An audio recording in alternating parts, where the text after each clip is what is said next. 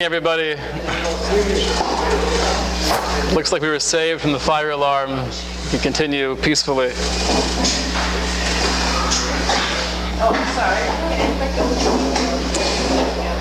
I'd like to do a quick review of the ideas we've developed in the first two gatherings together, and hopefully we'll have the grand finale tonight and walk out of here with a big smile on our face.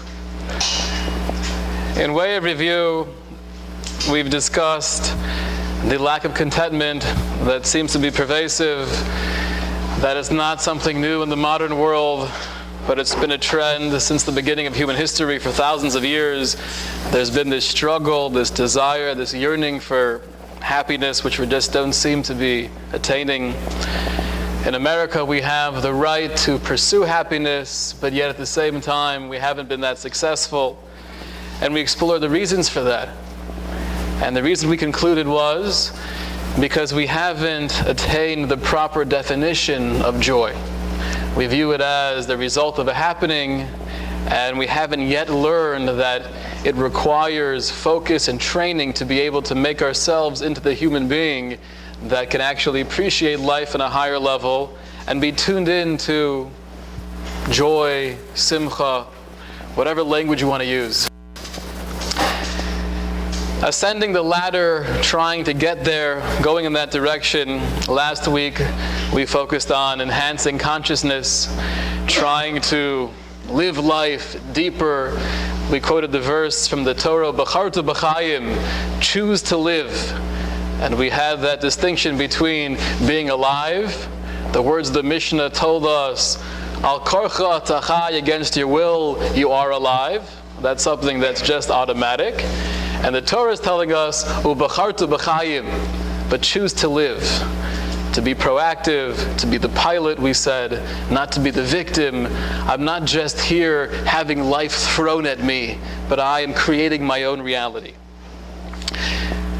The idea of a realistic and defined goal, which is not to be Mr. Rogers, not to walk around 24/7 floating and elated and smiley. That's not going to happen.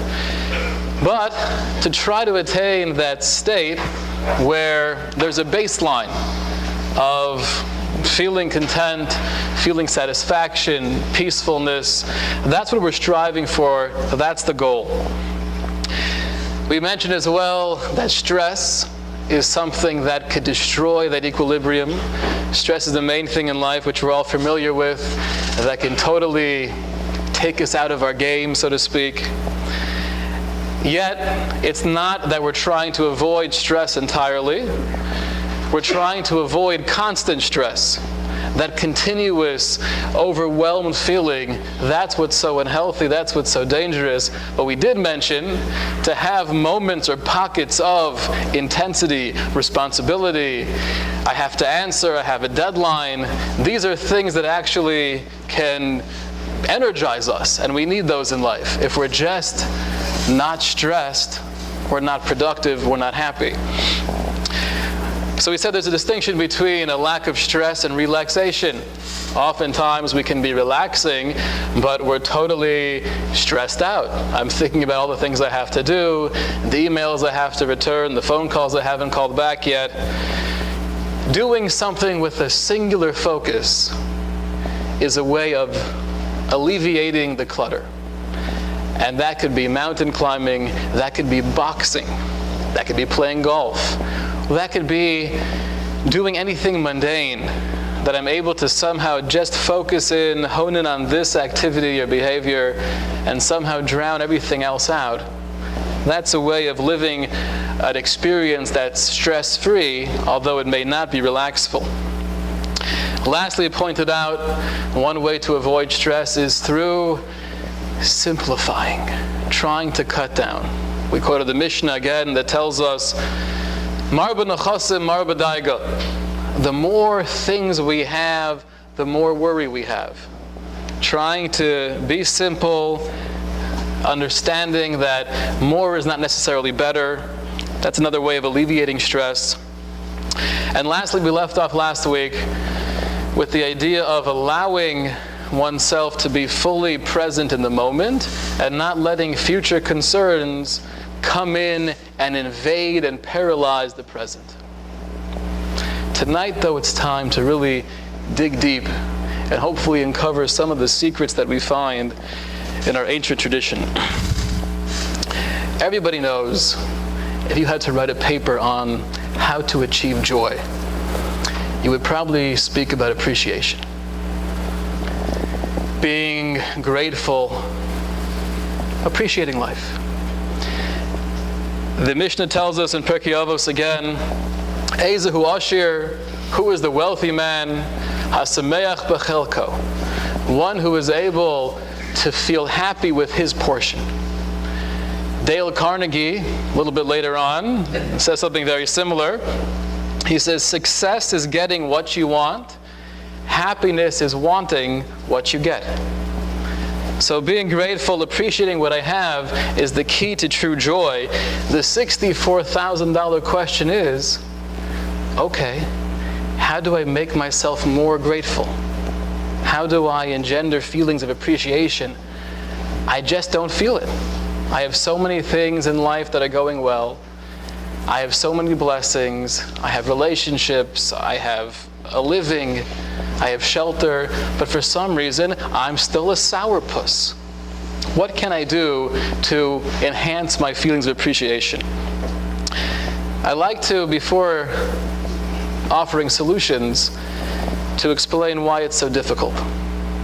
Number one is, and researchers are finding more and more about this, there are biological limitations that people are naturally different when it comes to their overall level of joy and when it comes to appreciation. And you see it in babies. There are some babies that are just constantly smiling and happy, and not just in the infant stage, but 2, 3, personality. There are others who are just horrific, and they're hard to deal with. They might be very cute, but it's clear they're not very happy little people. I remember maybe 6 months ago, I was in New York, and they have one of these little horses outside of the pizza shop. You put in 2 quarters, and it goes ba-bum, ba-bum, ba-bum, ba-bum, ba-bum, ba-bum, and you put the kid on there for 2.5 minutes. So I put my son on there. He was 2 years old at the time. He still is. He's loving it. He's going up and down. He's smiling and looking at everybody. He's waving at the passerbyers. Life cannot be any more grand. And then the horse stops. And I'm expecting World War III. I take him off. Can I go again, Tati? We don't have any more quarters. Okay. That was so much fun. I was floored. What? I was prepared, to get right back and forth. What am I going to say? Maybe I do have more quarters. He's going to check my pockets. But that was so much fun. And I realized, it dawned on me at that moment, he's different. Naturally, he has a different personality than my girls. Another example, we went to the fire station. And also we're dreading that moment when we have to say, okay kids, time to go. And that moment comes. And Avraham again, as we say in Yiddish, Kanai Nahara, he says, oh, that was so much fun. Can we come back again? Sure. Okay. What?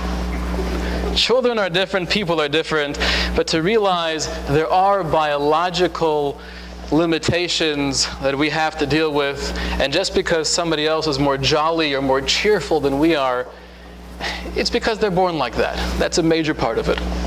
Number two, the reason why it's hard to feel appreciation is based on a concept referred to as hedonic adaptation, which basically means we're spoiled.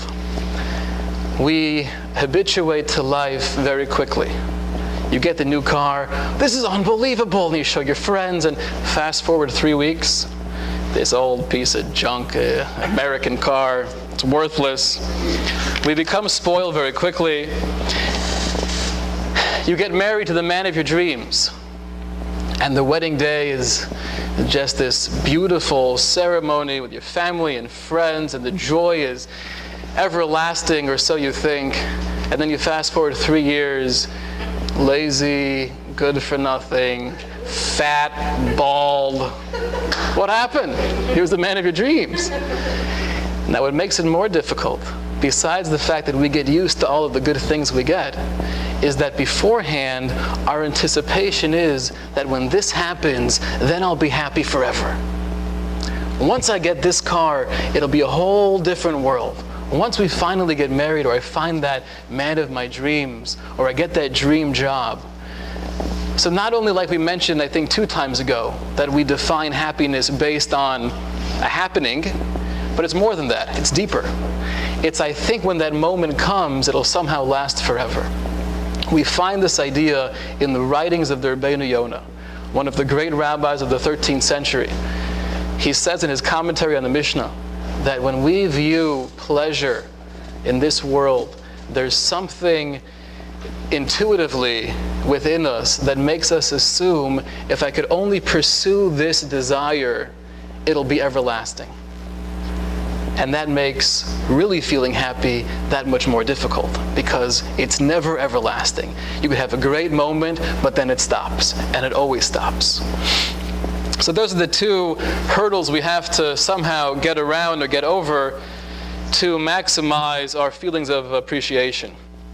Now, there are 3 ways to approach this, 3 potential ways to become more grateful. Number 1 is lose all expectations. If you expect nothing, then you're never disappointed. Okay, this is what it's supposed to be. Fine, who cares?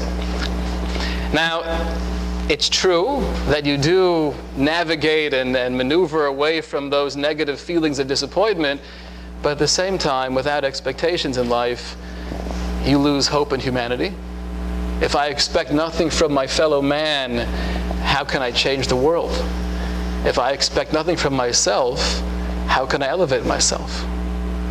So from the Jewish philosophy of Ohev Shalom, Verodev Shalom, we have the necessity and the mission to love peace, to pursue peace, to change ourselves, and to ultimately change the world, to have the approach of no expectations. It's not going to work. Number 2, another way to try and have more appreciation is, how do we avoid that hedonic adaptation? We keep on trying to have more exciting pleasures. Okay, I'm used to this. Fine, I'll try that. Okay, I get used to that after a couple weeks. I'll do something else. And we get into this vicious cycle of always outdoing the previous pleasure. I was married for a couple years. That was kind of exciting. Now it's boring. I'll move on to somebody else. That's another potential way of addressing this feeling of habituation. What's the problem with that? It's hard to do. Putting aside any of the religious or spiritual implications, practically speaking, go try it. People have tried it before us, namely King Solomon, like we spoke about in the first lecture. That was his life. Let me try to keep on enhancing and being more creative in my physical indulgence, and let's see what that does for me. The answer is it doesn't work, because the more I have and the more I crave, the more I need. And the more I need, the more deprived I am, because I'm constantly not getting what I want. That's option number 2, also not an ideal option.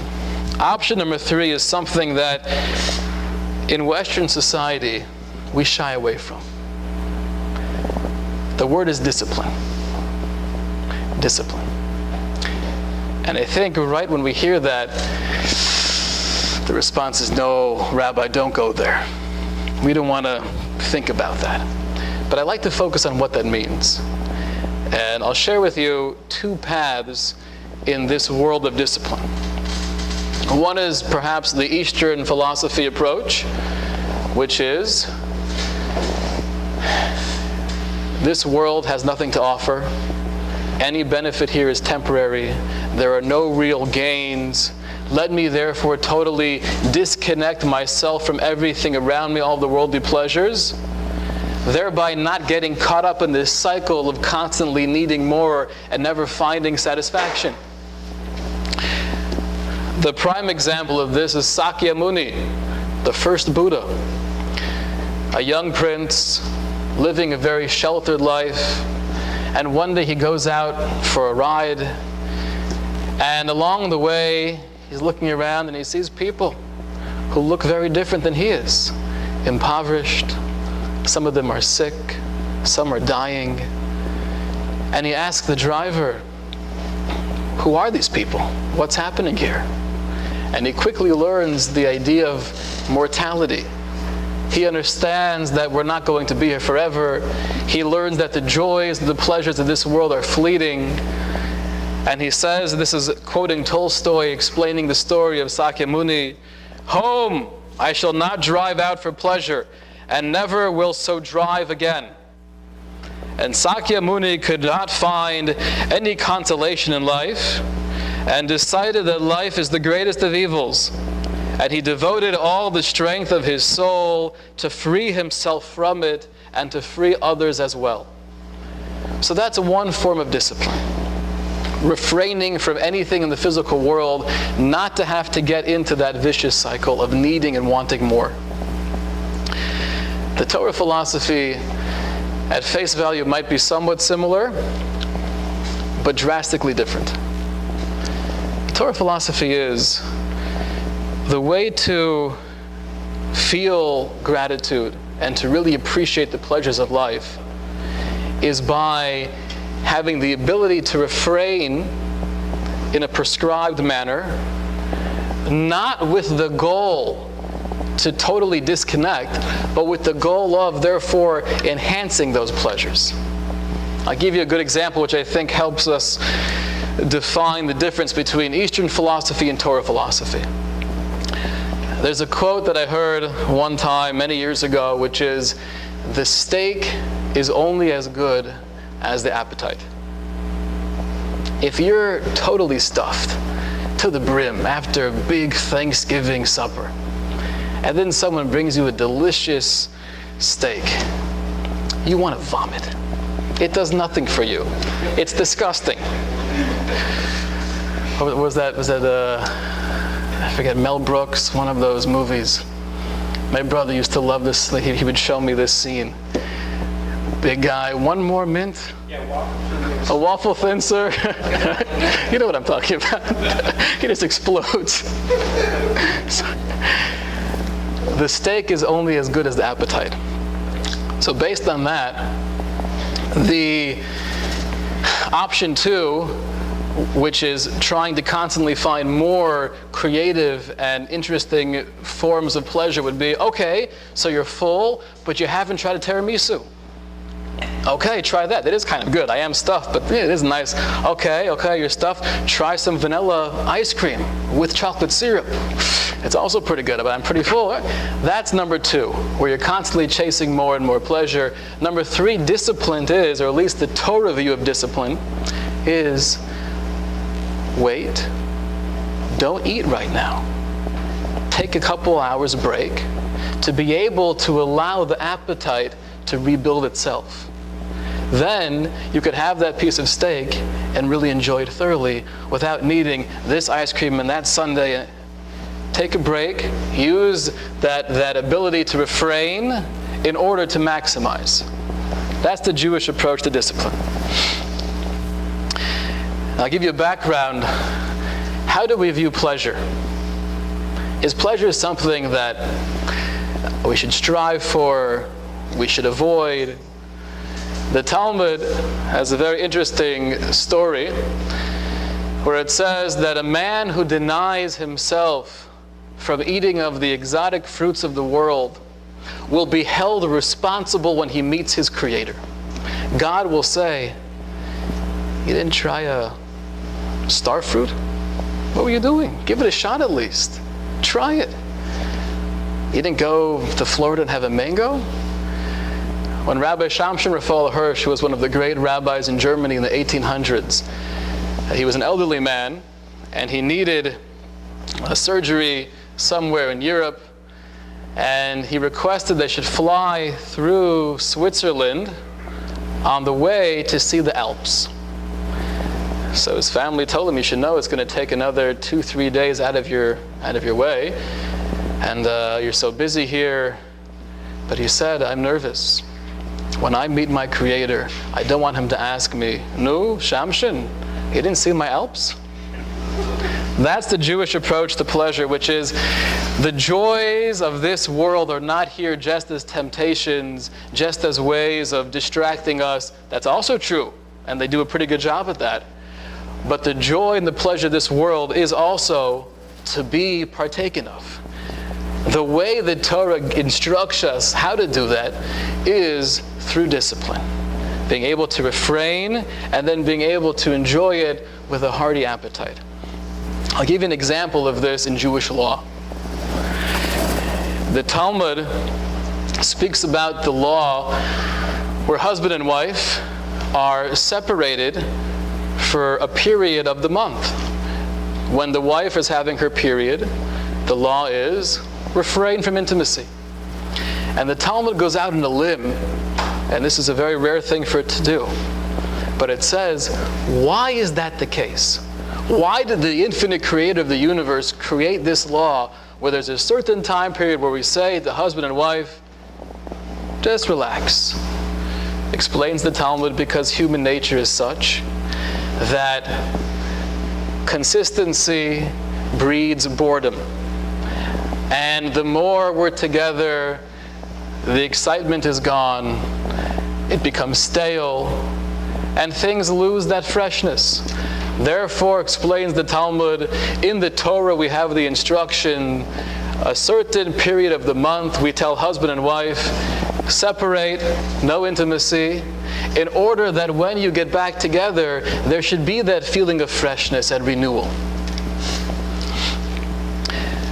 King Solomon writes in Proverbs that forbidden waters become sweet. And we can all relate to what that means. The genius of the Torah in this example is that the Torah tells us your husband or your wife is forbidden. And the rabbis take it one step further. And they say, not only should we refrain from intimacy during this time period, don't even touch each other. What? A couple days out of the month, I'm not supposed to touch my spouse? The answer is yes. Because if you want to be married 15 years from now, somehow maintaining that freshness in the relationship, take my advice. It's discipline with the goal of maximizing pleasure. I think the reason why, in general, in the Western world, we do shy away from discipline is because we associate it with limitation or a diminishing of joy. But when seen through this perspective, when actually experienced in life, the truth is the exact opposite. The more we're able to utilize discipline and channel those pleasures in a way that are productive, that increases joy. So this is one approach in how to enhance appreciation or gratitude, which is don't overdo it. Allow yourself the time in all areas of life to regain the appetite and therefore appreciate the pleasure. The Mishnah again tells us, Ein lecha ben chorin elamisha osek b'Torah, which literally means the only truly free person is one who is able to immerse him or herself in Torah. What does that mean?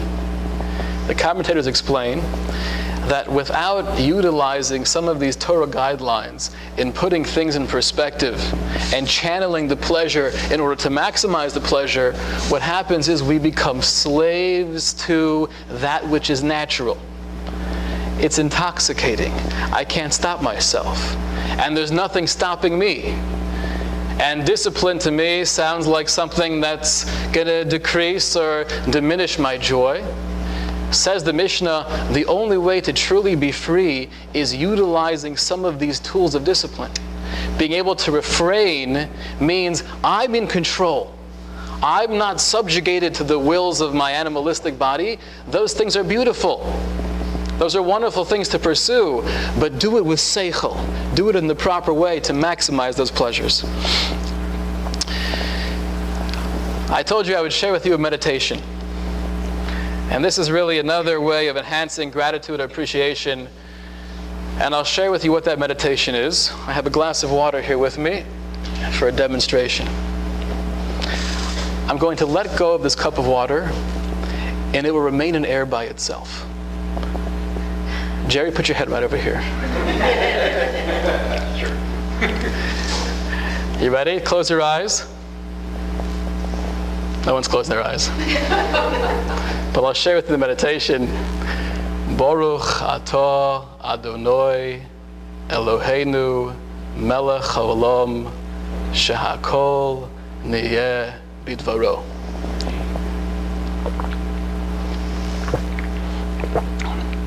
Some of you are thinking, that's pretty cheap, Rabbi. That wasn't a meditation. But I'll explain. What did I just say?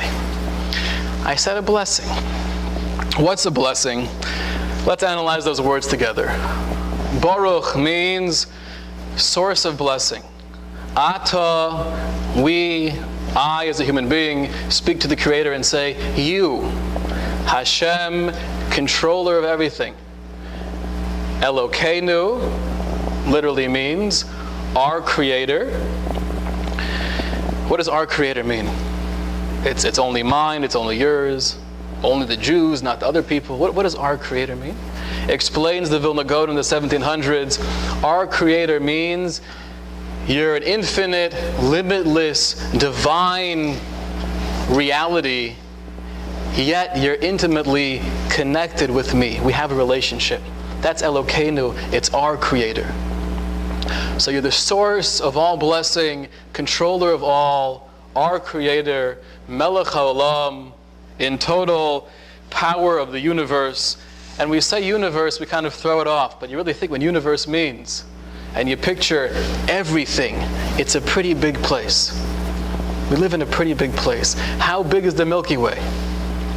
Anybody know, approximately? It's about 100,000 light years from one end to the other end. How big is a light year? About 7 trillion miles. So 7 trillion times 100,000 is? It's a big number. It's a big number. So here we are, a little grain of sand. We're planet Earth in this massive galaxy known as the Milky Way. And the Milky Way is only one of hundreds of billions of galaxies in this universe. And we're saying the words, Baruch atah Hashem, you are the source of blessing, control of everything, Melech HaOlam, the power and the energy behind the entire universe, Shehakol niyeh bidvaro, that all was brought into existence through your word, through your will. Where does water come from? The ground, the oceans. How does rainwater happen to fall into my cup? The majority of drinking water comes from rainwater. So I'll give you a little bit of a background. How far is the sun from the earth? What is that distance, approximately? Huh? Good guess. I think the average distance, right, it's not always the same, because when the earth traverses around the sun, sometimes closer, sometimes farther, the average length is about 96 million miles. Okay. Now, that's referred to as one astronomical unit. And scientists use that to say, well, how far is planet Earth from Jupiter? How many AUs is that? How many astronomical units is that? Okay, so they'll tell us whatever that number is. That's one astronomical unit is from the Earth to the Sun. If it was 0.95, meaning not a whole astronomical unit, then that means we'd be a little bit too close to the Sun, in which case the power of the UV rays would basically destroy all water on Earth. There would be no water. If it was 1.4 astronomical units from the Sun, we'd be too far away, and everything would freeze. Once again, there'd be no water. So based on the distance from the earth to the sun, water is able to exist. But yet it's that perfect distance where there's a relationship between the sun and the water, that there's a reality of evaporation. And evaporation is, in the most simplistic sense, it's a filtering system. You have the ocean, it's filled with salt and gook and who knows what. And because of the sun's relationship with the water, the water vapor, the purity of that H2O is able to rise up above all the schmutz, and it forms into little things, puffy little things that look like rabbits, called clouds. Now the only problem is those clouds are not going to help me living in Tennessee. But there's something called the wind. And the wind comes along, and it's a whole miraculous system where it blows these clouds over the earth. And now we have clouds above ground. And based on the precipitation, the water molecules become heavier. And based on a force called gravity, once they become a certain weight, that liquid water falls into my cup. So when you make a bracha on a glass of water, we're saying the words Shahakol Niyeh Bidvaro, which is thanking the creator of the universe for everything. Because everything that we're experiencing is based on the big picture. It's because everything is in place. The distance from the sun to the earth, evaporation, wind, gravity, precipitation. That's why I have a glass of water. When you have that in mind, before you eat or drink anything, you lose a lot of weight. Because it's a lot to think about, and you just, I'm not going to have anything today, it's too much. But what also happens is, it becomes an entirely different glass of water. If done correctly, that's a form of meditation. Before I partake of anything in this world, before I delve or indulge into this pleasure, which is a good thing to do in the right prescribed manner, we're forced to take a step back and say, where does it come from? It's not here by chance, it's not random, but I'm reinforcing the notion that there's a creator of the universe, and this is all part of this immaculate system that I'm benefiting from, and I could say thank you. That itself breeds feelings of appreciation. And it's not just like the Thanksgiving table. Thanksgiving table, we have a custom, everyone goes around the room saying, what are you thankful for? Which is a nice custom, nice thing to do. A couple of years back, my brother gives me a call, and we're discussing Thanksgiving. And he says, this year, again, we're going to go around the table. What should I say? So I gave him an idea. I said, maybe instead of addressing what you're thankful for, bring up the topic, to whom am I thankful? I'm thankful for this and that. That's great.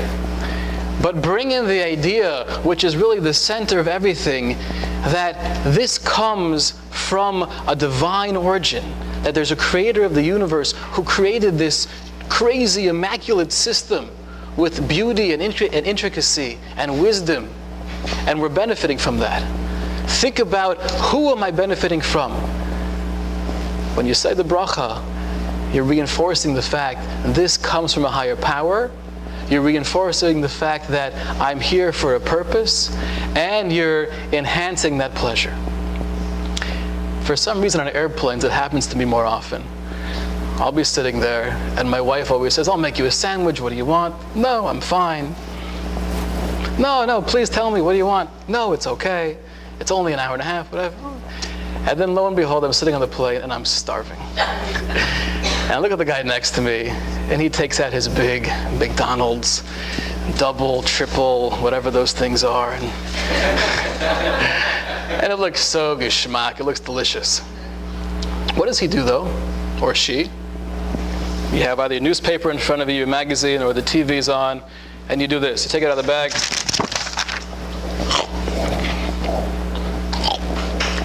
And I always look in amazement. that looks like a wonderful hamburger. Are you really appreciating that? How could you not say a bracha? It only takes literally 30 seconds to stop, focus, realize where I am in the universe, put everything into perspective, and it transforms that cheeseburger from just the gobbling it up, I'm going to grab a bite to eat. Don't grab a bite to eat.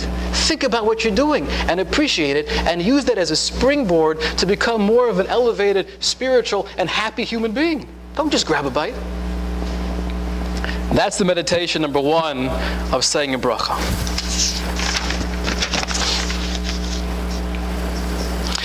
Rabbi Yisrael Salanter, who was well known, one of the great rabbis of the 1800s, he was in a coffee shop somewhere in Western Europe, and he's sitting there enjoying a cup of coffee. Then he gets the bill, and he's surprised it's so much money. So he asked the waiter, I just got a cup of coffee, was there a mistake? Why is it so expensive? The waiter explains, my good rabbi, you're not just paying for a cup of coffee. Look around you. You're paying for the ambiance. You're paying for the piano man, the lighting, the candles. Look at how nice I'm dressed. You're paying for all of this. So later on that day, he told his disciples, he said, I learned a lesson today. Number one is never go back to that coffee shop. That's number one. But number two is, that means when we say a blessing over a glass of water or over a cup of coffee, we're not just focusing in, honing in on this little cup of coffee. Think of the big picture. Everything that was put together, the coffee beans, how they grow, where they grow, the fact they're able to grow, everything coming into this cup. That's what a blessing is. So we accomplish two things by saying blessings. Number one is a recognition and awareness of the world around us, of what's happening. And number two is an appreciation and a gratitude for what we're enjoying. What is the Hebrew word for gratitude? Actually, two words. Hakoras hatov. Literally that means the recognition of good. Gratitude we usually associate with saying thank you. Don't forget to say thank you. It's not about saying thank you. It's about being aware of the good that you're benefiting from. That's what gratitude is. Brachos enable us to be aware of that good. Meditation number two, this we will not do or not display because, as you'll see, it might be somewhat awkward. Meditation number two is something I refer to as absorption. To absorb the moment, or to absorb this person that you're in a relationship with. What does that mean? We mentioned previously the idea of doing anything with a singular focus. And that way I lose sight of all the distractions that may be clouding my mind or overwhelming me. This is much deeper. This is not about getting rid of the other things, but it's about enhancing what this thing is. When Buddha came back from his meditation, they asked him, what did you accomplish? What did you gain? And he said, supposedly, all these stories are made up, but supposedly he said, I gained absolutely nothing. But I lost anger, resentment, jealousy. So what I want to do now is show you also something that we have in our early sources, which is not just putting aside clutter, but being able to hone in on something and only have this connection or this experience in the forefront of your mind. I'd like to quote you from a woman in her later 70s. And she wrote as follows, I wish I would have put as much emotion into my relationships with my mom and dad as I do now in my memories of them. We should pay more attention when we are making our memories. If we did, we wouldn't have so many regrets when all we have is memories. Oftentimes, the thing that takes me away from the moment is me. No matter where you go, there you are. What does that mean? That means whatever my hang-ups are, whatever my distractions are, those prevent me from being fully present.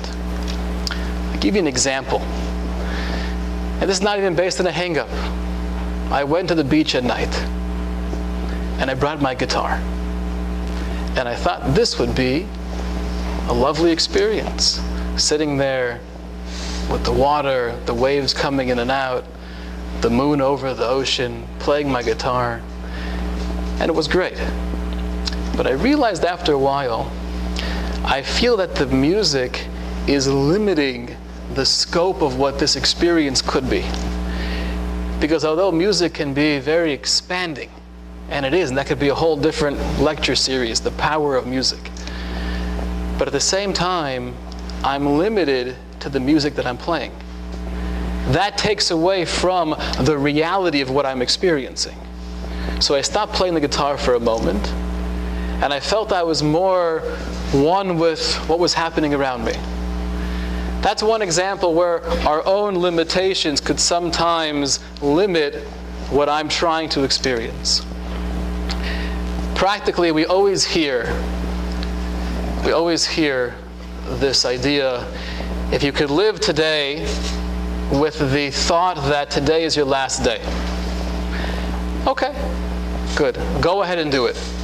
Harder to actually be done. But there's actually a way to do it, which is, don't think about the whole day as if it was my last day, but make a moment as if this was your last moment. Before you go to work and you're hugging your husband goodbye for the day, once in a while, picture this might be our last embrace. One day it will be. Giving your child a hug, whether they're 7 or 57. Have a moment now and again. Don't overdo this. They're never going to want to hug you. Mom, you're going to have to stop, please, and crying. Settle down, I'm just going out to the store. but done in the appropriate way, once in a while, to take this idea and make it real, picture this is your last embrace. When the husband went to work on September 11th, 2001, that was their last embrace. They didn't know that. There will be a time when this connection, whatever it is no longer here presently. Like we mentioned in the previous series, this world is not the end. Relationships do last forever. But to be able to take those moments now and again and really try to imagine, if this was our last embrace, what would I do? And do it. So that's number 2. Number 1 is using the blessings that we have, using those tools to enhance our level of appreciation. Number 2 is try to find moments where you could actually live that moment without being stifled by yourself, but try to picture this is the last time I'll be doing X, Y, or Z, and do it in that way. We've come right now, I think, to the end, the conclusion here. And this is the most powerful point, I think, of really achieving happiness, which is meaning. Without feeling that you're living a life of meaning and purpose, it is nearly impossible to truly feel satisfied and joyful. Meaning can mitigate pain. It doesn't at all diminish physical pain, but it can, in many ways, somehow diminish the effect that that pain has on me. Dr. Viktor Frankl was a well-known Austrian-born neurologist and psychiatrist in pre-war Europe. He himself was a Holocaust survivor, and he wrote a book entitled Man's Search for Meaning. And in this book he develops what he refers to as logotherapy. Logotherapy meaning the best therapy, the best way to help another human being is by helping him or her find something meaningful. And he gives this example in the book. I'll quote for you. He says, once an elderly gentleman who was a doctor himself, he consulted me because of his severe depression. He could not overcome the loss of his wife, who had died 2 years before, and whom he had loved above all else. Now, how could I help him? What should I tell him? Well, I refrained from telling him anything, but instead confronted him with this question.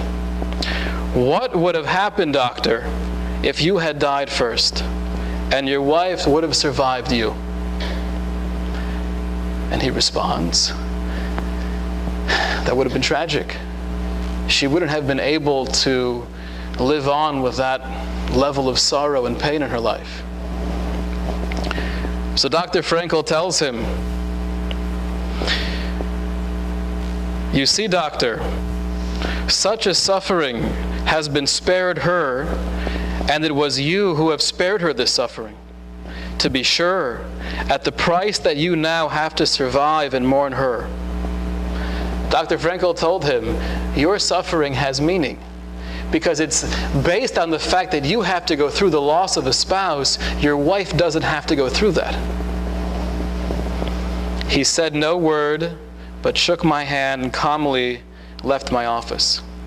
In some way, explains Dr. Frankel, suffering ceases to be suffering at the moment it finds meaning, such as the meaning of sacrifice. Of course, this was no therapy in the proper sense.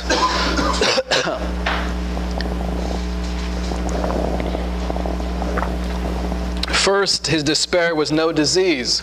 It was a natural consequence of losing a spouse. And second, I cannot change his fate. I cannot somehow revive his wife. But in that moment, I did succeed in changing his attitude toward his unalterable fate, inasmuch as from that time on, he could at least see meaning in the suffering. It is one of the most basic truths of logotherapy that man's main concern is not to gain pleasure or to avoid pain, but rather to see meaning in his or her life. That is why man is ever ready to suffer on the condition to be sure that his suffering has meaning. Ever go to a hospital to visit a friend after having a baby?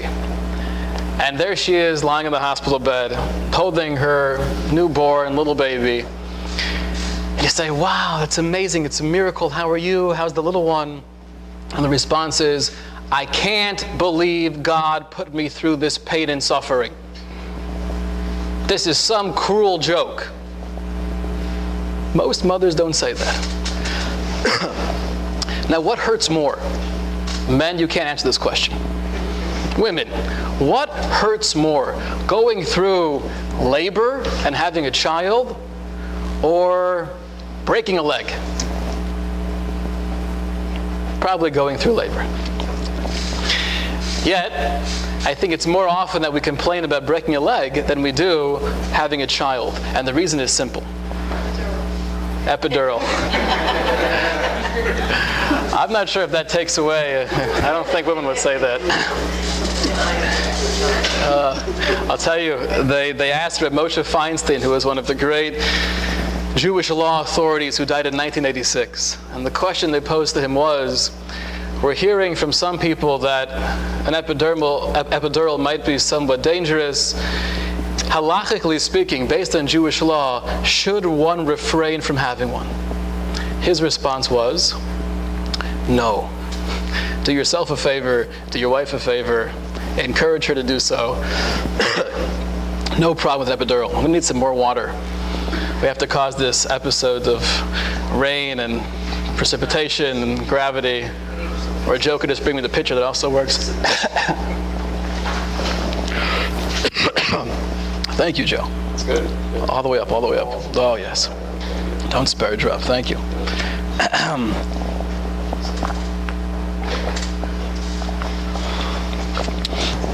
So we see from Viktor Frankl the idea that seeing meaning in something could actually mitigate pain. But it does more than mitigate pain. It actually increases joy in life. Dr. Martin Seligman, who is known as the founder of positive psychology. Positive psychology is somewhat of a new movement out there in the psychological world where their goal is not so much to diagnose psychological problems and to explain why you're messed up, but the goal is to try as much as possible to enhance life. So Dr. Seligman explains there are really three types of quote-unquote happy lifestyles. One is the pleasant life, which is the life of Tom Cruise. Not sure we'd qualify that as pleasant, but the life of an actor, an actress, pretty much fame, fortune, you name it, it's yours. The second happy life is the good life, where I might not be famous, but I enjoy what I do. I'm creative, I'm into music. There's something which he refers to as flow.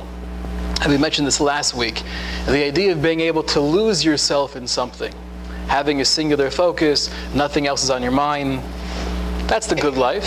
And the third happy life is the meaningful / spiritual life. Based on many experiments, they conclude, Dr. Seligman and his colleagues, that the people who claim to have meaning or spirituality in life are twice as happy as anybody else. And I think Dr. Frankl would explain it based on his logotherapy, which is when I feel I'm doing something purposeful, that itself brings me the greatest joy. And we find this idea in our ancient sources as well. The Rambam Maimonides, when he discusses how to achieve joy in life, he speaks about the notion of a simcha shel mitzvah, a pure, unadulterated expression of happiness. And one of the commentators on the Rambam explains that when a person does anything in life with the clarity that I'm doing this and this is what I'm here to do, nothing feels better. If somehow I could feel confident that the action or the experience or the behavior that I'm involved with right now is my purpose in this world, nothing could feel more pleasurable than that.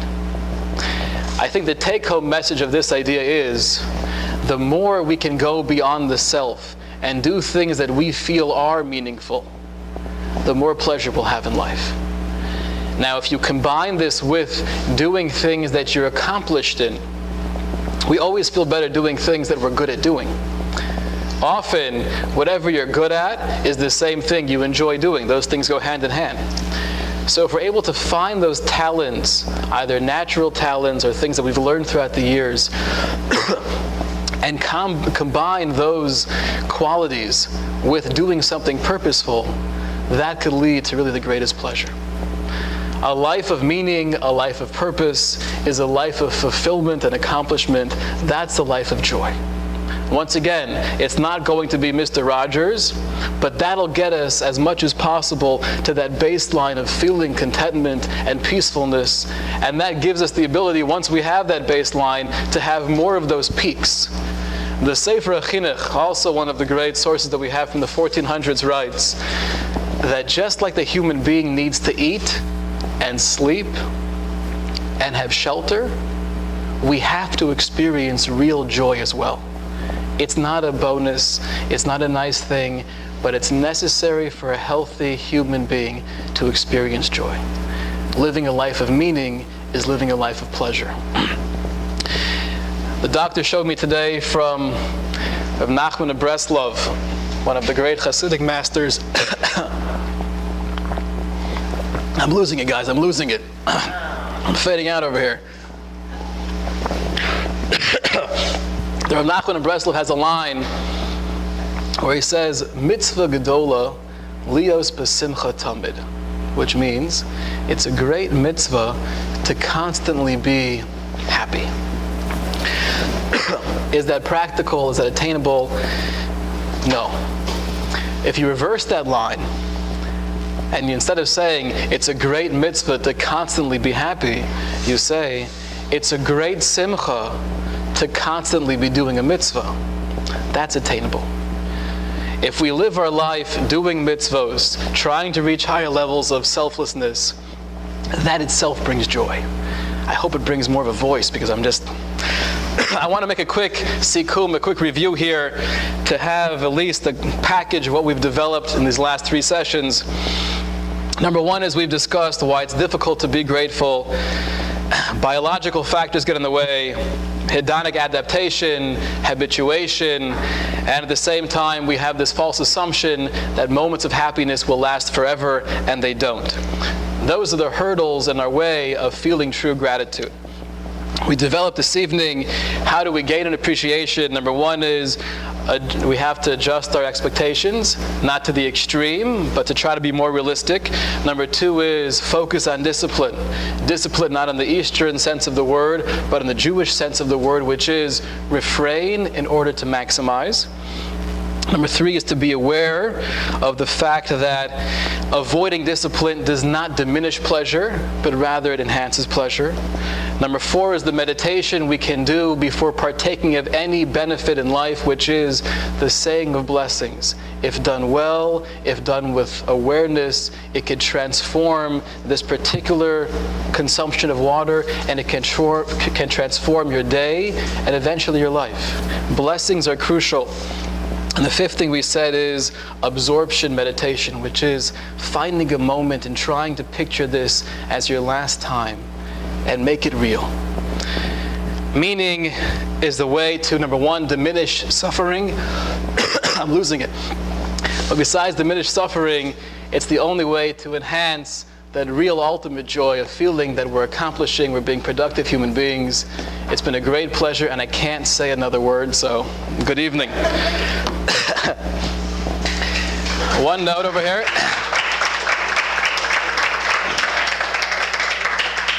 We're going to have a break for the next 3 weeks, the secular holidays. We're going to be continuing, though. God willing, the plan will be January 7th, that Tuesday night. We'll continue with the next series, and that will be on getting involved with what's happening in Israel now, some of the historical background, and seeing the development of the state, and trying to get more of a clarity on that Arab-Israeli conflict. To be continued. Look forward to seeing you then.